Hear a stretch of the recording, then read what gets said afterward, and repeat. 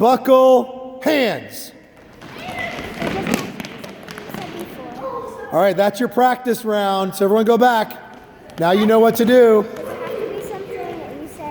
Yeah, well, we'll try not do them back to back. So what do you want to do next?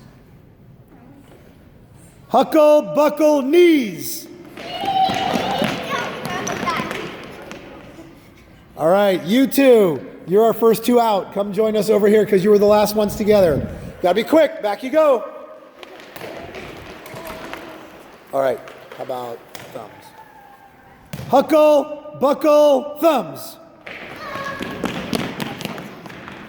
Okay, who are the last two together? You sure it was these two? I think it was those two over there. It was Eleanor and Julia. You're out. All right, go back. We've got 3 more until we have a champion. How about this time, Huckle, buckle, knuckle? Olivia and Dana, what do you think?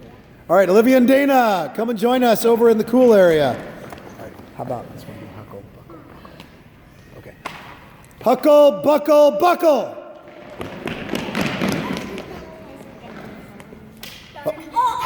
I think it's you two goofballs. Yeah. All right, come on over here. All right, this is the championship.